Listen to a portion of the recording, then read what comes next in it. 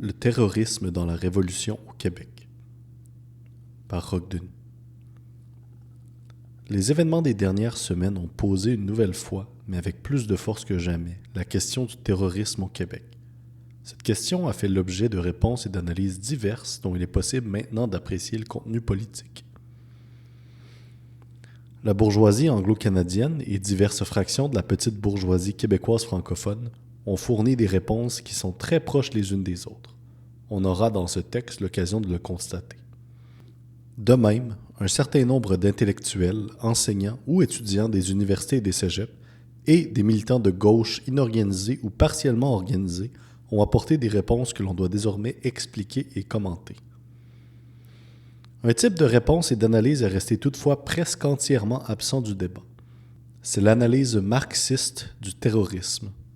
Cette analyse a commencé d'être ébauchée dans des cercles étroits de l'université. Elle a même sûrement été faite dans des groupes organisés de militants. Elle est néanmoins restée en dehors du débat général et la raison m'en paraît bien claire. Il n'existe pas au Québec d'organisation politique ouvrière révolutionnaire. Seule une telle organisation aurait eu la force nécessaire pour imposer cette analyse en face des autres et surtout la répandre et la diffuser massivement dans la classe ouvrière. Il nous a paru nécessaire dans le cadre de cet ouvrage de présenter les termes principaux de l'analyse marxiste du terrorisme. Cette analyse théorique, pour la même raison que je viens d'indiquer, ne pallie en rien l'absence d'une organisation qui aurait donné à l'explication marxiste sa véritable dimension et sa véritable portée. Elle n'en est pas moins nécessaire aujourd'hui afin d'empêcher que le débat soit plus longtemps porté sur le terrain et dans les termes même définis par la bourgeoisie. J'ai choisi de présenter l'analyse marxiste du terrorisme principalement à partir des positions exprimées sur la question par Lénine et les bolcheviks, depuis 1901 jusqu'à la Révolution d'Octobre. J'entends déjà une première objection. Qu'est-ce que Lénine et les bolcheviks, qui ont mené la lutte au début du siècle, viennent faire au Québec en 1970, alors que les conditions objectives sont tout à fait changées? En quoi les schémas de Lénine, juste à l'époque et dans les conditions particulières de la Russie, peuvent-ils fournir une réponse adéquate à la question du combat révolutionnaire et des moyens de ce combat au Québec? Ce que Lénine et les bolcheviks viennent faire au Québec, c'est d'abord ceci. Les positions de Lénine sur le terrorisme, comme sur toute autre question, ont été élaborées dans la théorie et dans la pratique. Ces positions fusionnent plusieurs dizaines d'années d'expérience pratique et d'expression théorique du mouvement ouvrier russe et international. Il y a une chose à laquelle le marxisme accorde la toute première importance, les militants révolutionnaires, c'est-à-dire ceux qui entendent se situer exclusivement sur le terrain des intérêts de la classe ouvrière, ne peuvent se dispenser de tirer les leçons historiques de la lutte du mouvement ouvrier.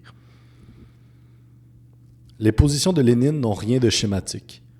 Elles sont tout le contraire d'un schéma ou d'un dogme, et il ne sera pas difficile de le montrer. Lénine indique de quelle manière les marxistes posent le problème du terrorisme et quelle position ils adoptent vis-à-vis ce problème, toujours dans des situations concrètes. On pourra aussi constater l'actualité de ces positions. Cette présentation de l'analyse marxiste du terrorisme à partir des textes de Lénine n'a donc, elle, rien d'un dogme. Elle vise à démasquer le contenu politique mystifiant des positions bourgeoises et petites bourgeoises sur la question. Elle vise surtout à indiquer sur quelle base les marxistes québécois peuvent et doivent faire la critique objective du terrorisme comme moyen de lutte au Québec aujourd'hui. La première partie de ce texte est une analyse brève des positions définies jusqu'ici face à l'action du FLQ, d'un côté par les représentants de la bourgeoisie anglo-canadienne à Ottawa et par les représentants des fractions fédéralistes et nationalistes de la petite bourgeoisie québécoise francophone, de l'autre côté par des intellectuels et des étudiants, militants ou non, qui sont relativement nombreux. La deuxième partie est une présentation de la question du terrorisme en théorie marxiste. Comment Lénine pose le problème? Quelle solution avance-t-il? La troisième partie propose une définition marxiste du problème dans la situation concrète au Québec.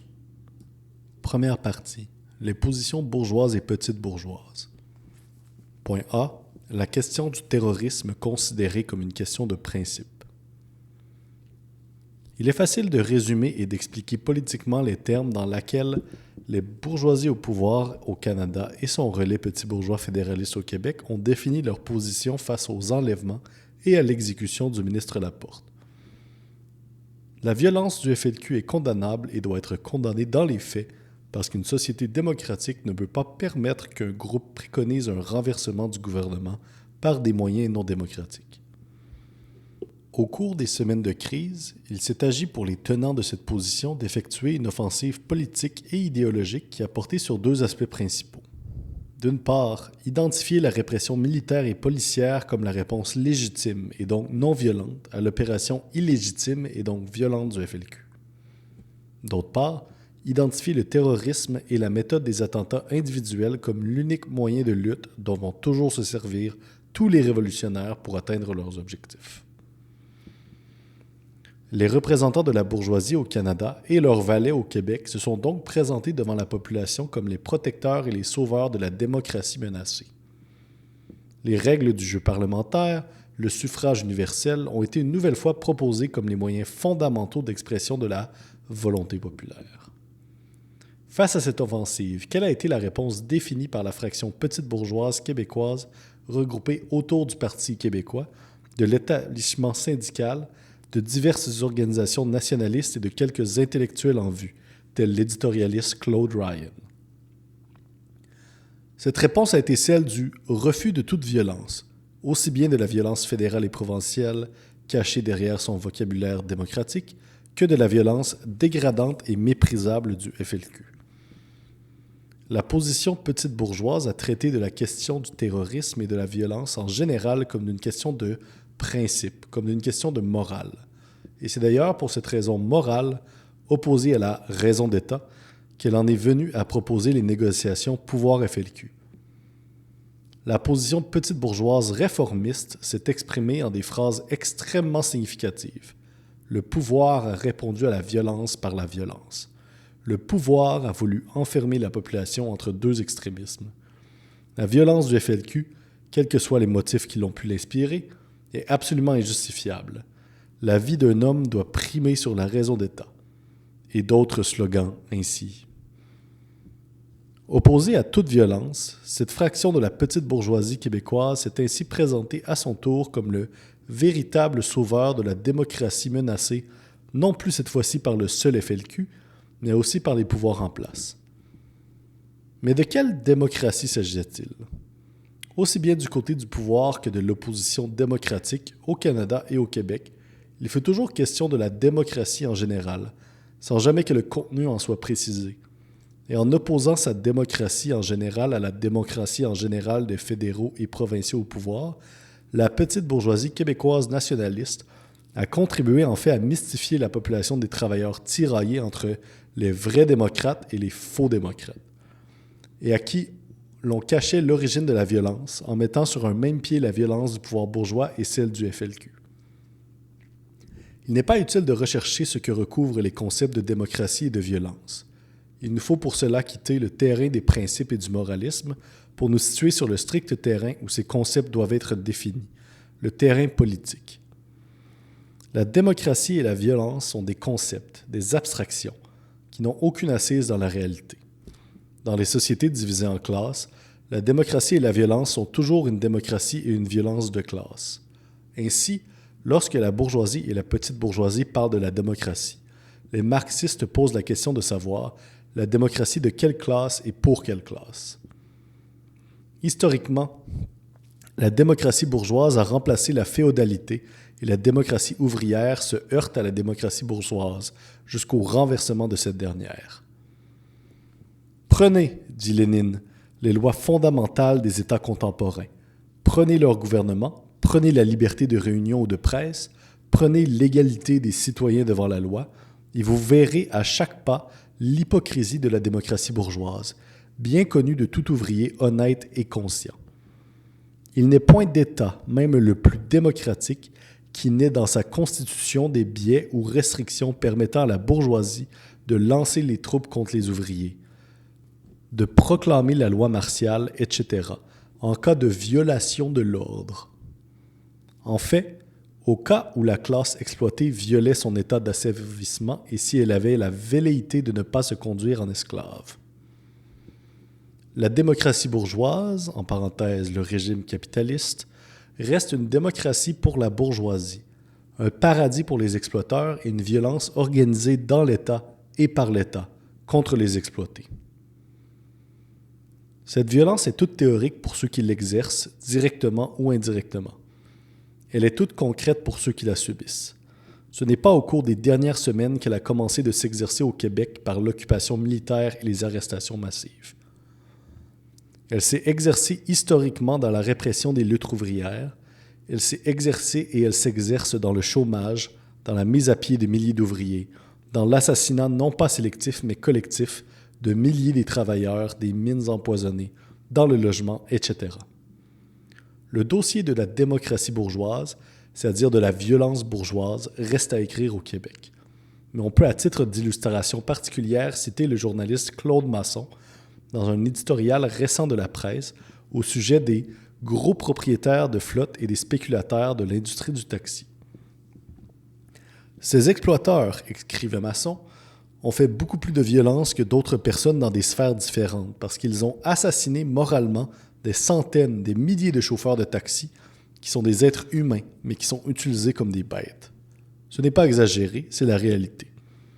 C'est réel, mais invisible parce que ça dure depuis 20 ans et que c'est encrouté dans la tradition. Du point de vue moral, la violence est toujours justifiée par celui qui l'exerce et toujours injustifiable pour celui qui la subit. Du point de vue politique, puisque c'est de politique dont il s'agit, la violence est toujours une violence de classe et la classe ouvrière n'a pas de choix. Pour secouer le joug de la violence bourgeoise, elle doit opposer sa violence de classe révolutionnaire. Reste à savoir si le terrorisme s'inscrit dans cette violence organisée des travailleurs, ce qui est une autre question que j'aborderai plus loin. Revenant aux positions définies par la bourgeoisie et de la petite bourgeoisie, on peut mieux comprendre maintenant pourquoi, dans leur cas, il n'est toujours question que de démocratie tout court ou de refus de toute violence. La bourgeoisie inscrit sa violence organisée dans une légalité juridique et se présente comme légitime. Par la magie du droit, la violence n'est plus une violence et la démocratie bourgeoise devient la démocratie. La petite bourgeoisie québécoise nationaliste marque son rejet, par principe, de toute violence. Elle se situe ainsi dans les faits, du côté de la violence légitimée et institutionnalisée dans l'État.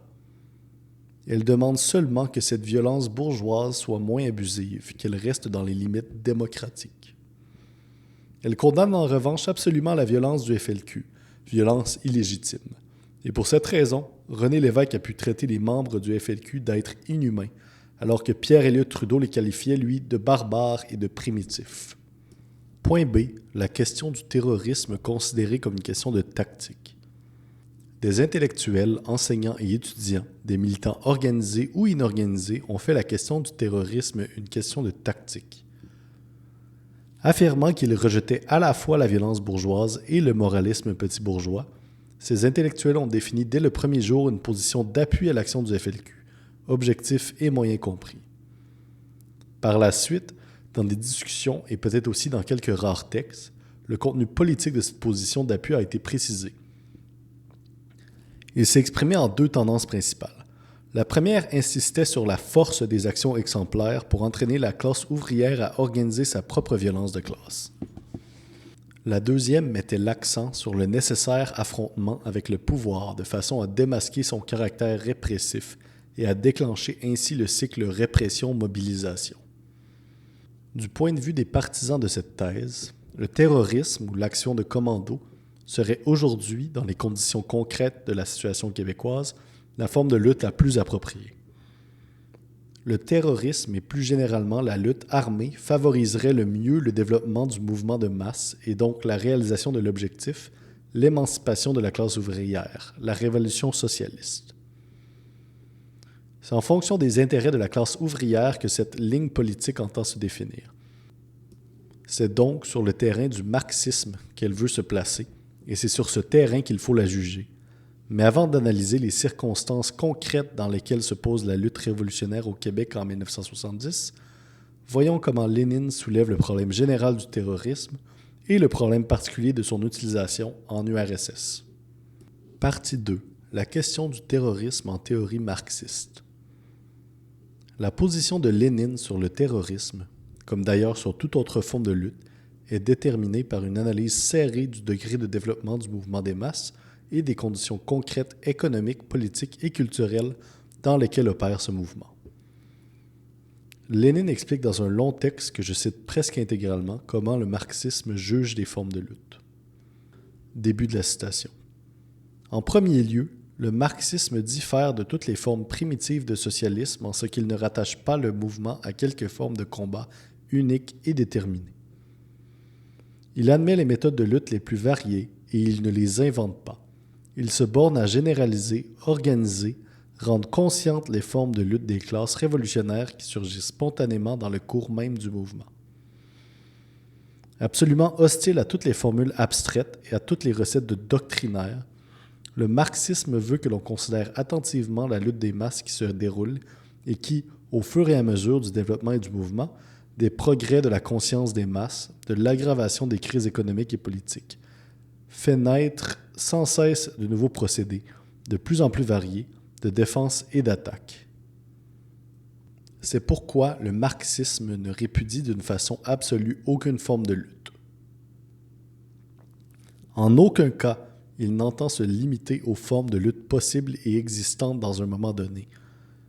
Il reconnaît qu'un changement de la conjoncture sociale entraînerait inévitablement l'apparition de nouvelles formes de lutte, encore inconnues aux militants de la période donnée. Le marxisme, sous ce rapport, s'instruit, si on peut dire, à l'école pratique des masses. Il est loin de prétendre faire la leçon aux masses en leur proposant des formes de lutte imaginées par des fabricants de systèmes dans leur cabinet de travail. En second lieu, le marxisme exige absolument que la question des formes de lutte soit envisagée sous son aspect historique. Poser cette question en dehors des circonstances historiques, concrètes, c'est ignorer l'ABC du matérialisme dialectique. Essayer de répondre par oui ou par non quand la question se pose d'apprécier un moyen déterminé de lutte, sans examiner en détail les circonstances concrètes du mouvement au degré de développement qu'il a atteint, ce serait abandonner complètement le terrain marxiste. Fin de la citation. Pas plus qu'il ne rejette aucune forme de lutte, le marxisme ne rejette pas le terrorisme par principe. Il l'approuve et s'y associe, ou le désapprouve et s'en dissocie, en fonction des mouvements de masse et des conditions historiques objectives dans lesquelles se déroule ce mouvement. De même, et c'est ce qu'il importe surtout de comprendre, le marxisme n'a pas de leçon à donner aux masses.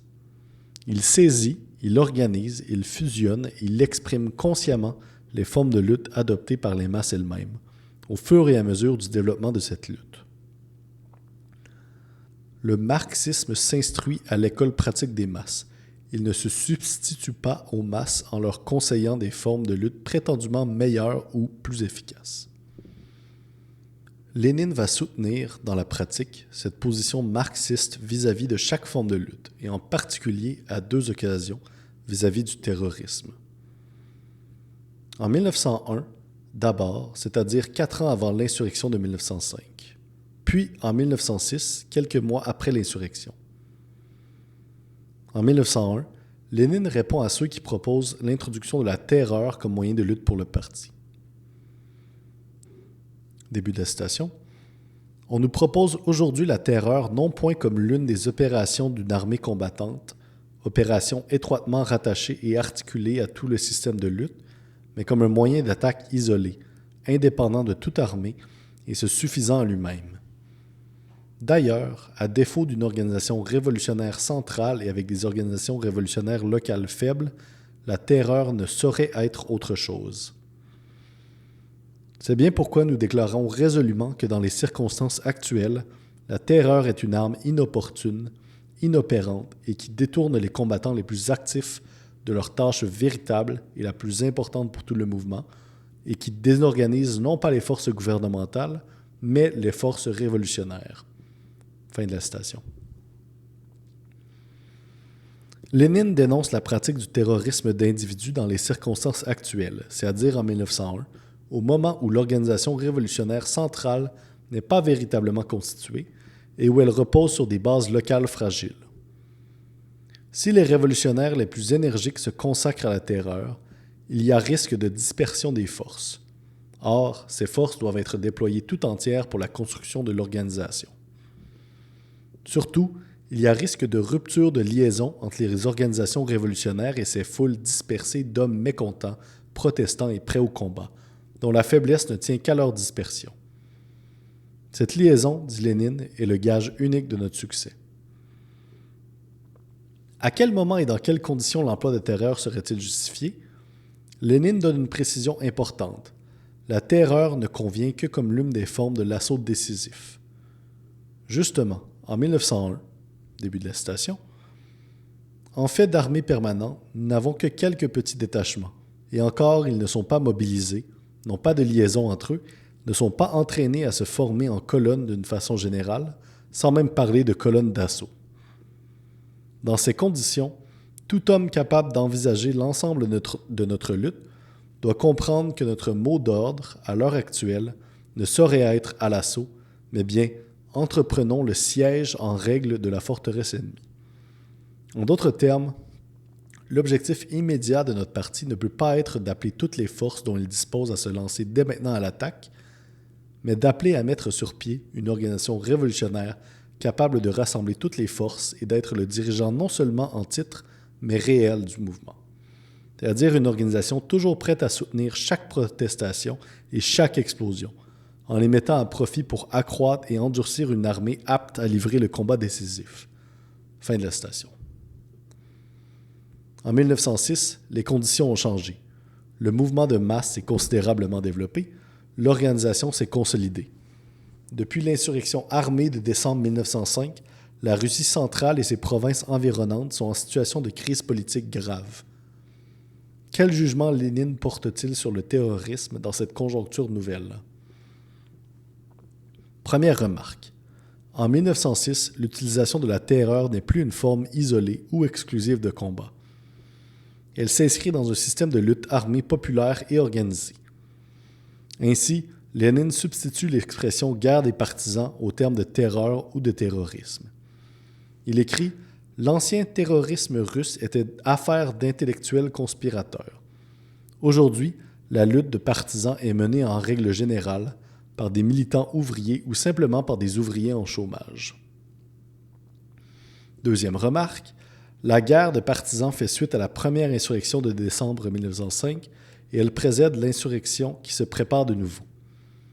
La situation concrète est encore une fois ici déterminante pour Lénine. Une autre citation. « Il faut compter avec cette situation, songer aux particularités d'une période intermédiaire entre les actes importants de l'insurrection. La lutte de partisans est une forme inévitable de lutte à une époque où le mouvement des masses aboutit effectivement à l'insurrection et où il se produit des intervalles plus ou moins considérables entre les grandes batailles dans le cours de la guerre civile. » Fin de la citation.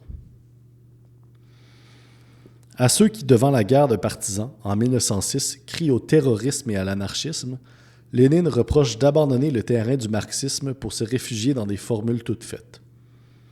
L'insurrection armée et la guerre civile marquent un développement du mouvement de masse et de la révolution.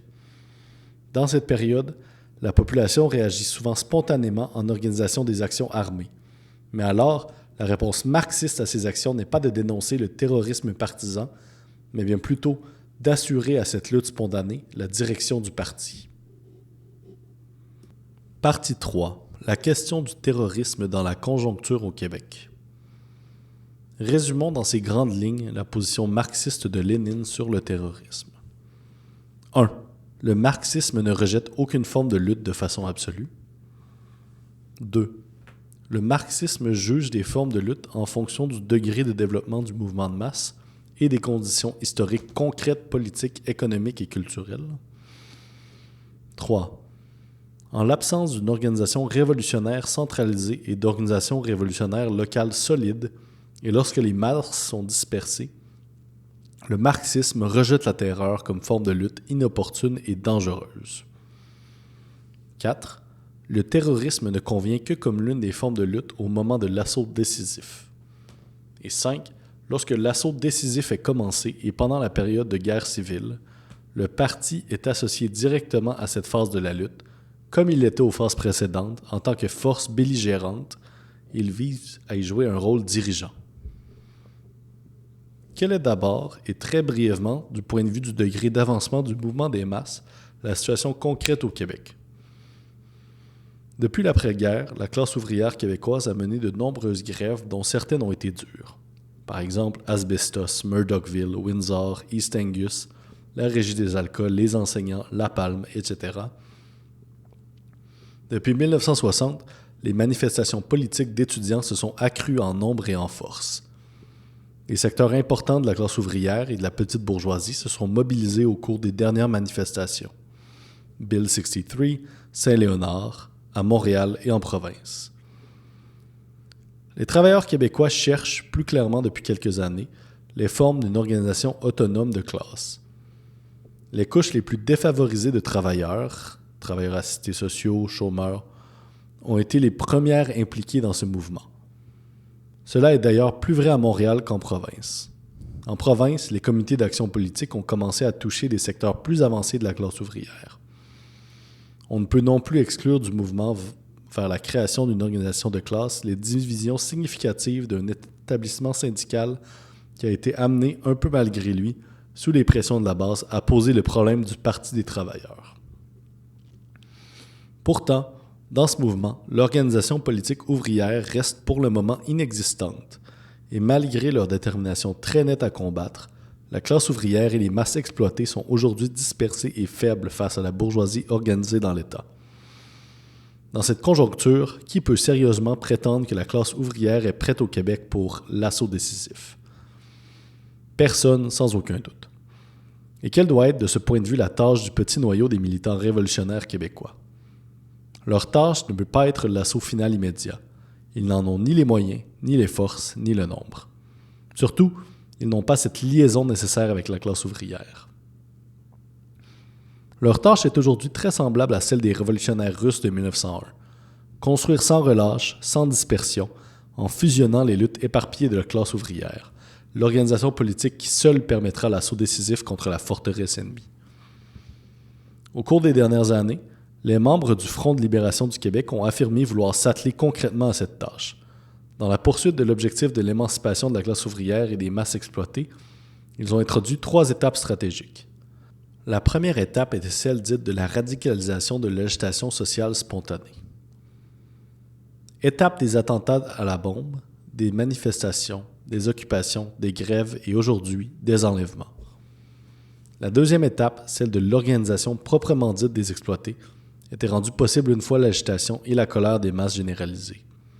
La troisième étape, enfin, consistait en l'insurrection populaire armée. C'était très exactement en se situant dans la première étape de la lutte que les dernières cellules du FLQ ont agi. Leur action, d'ailleurs, permet aujourd'hui de mieux juger la stratégie qui l'a inspirée.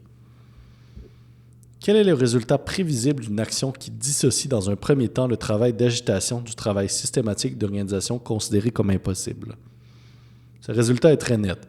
Il fournit à la bourgeoisie et à son État une étape préparatoire de répression accrue en vue de mieux faire face au travail d'organisation qui doit suivre dans une deuxième étape. Il est difficile de ne pas voir qu'à l'heure présente, suite à l'action du Front, la bourgeoisie canadienne et derrière elle toute la bourgeoisie nord-américaine est relativement mieux équipée pour mater les actions isolées d'agitation et pour casser les premiers efforts d'organisation de masse qui pourraient être faits. Pour cette raison aussi, on peut mieux comprendre le sens de la thèse marxiste selon laquelle le travail d'agitation et de propagande ne doit jamais être dissocié du travail simultané d'organisation.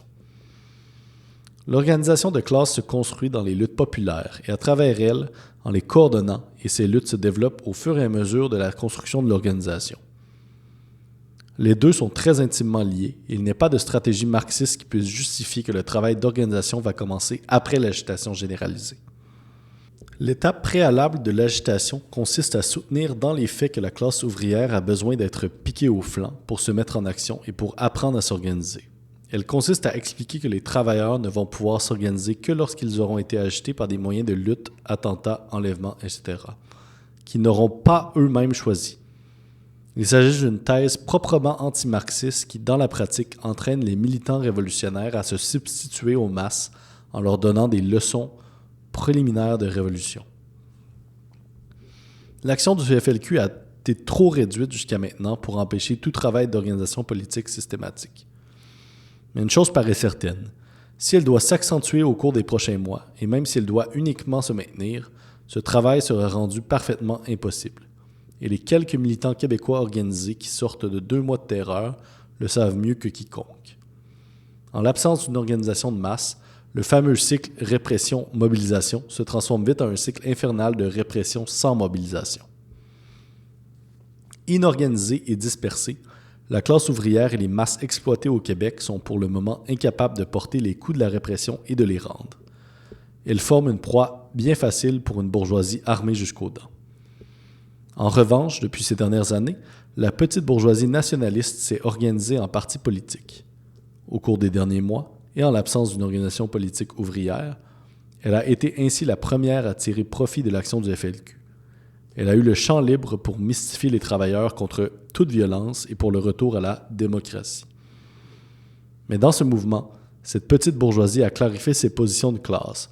On voit mieux aujourd'hui que la réponse au terrorisme, contrairement à ce que dit René Lévesque, ce ne peut être en rien la victoire du Parti québécois.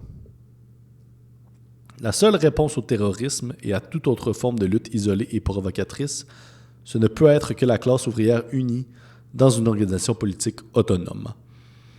Seule une telle organisation peut préparer au Québec et en liaison avec les travailleurs organisés et dressés contre l'impérialisme dans les autres pays, l'affrontement final et définir les stratégies et les tactiques de lutte en fonction de la conjoncture.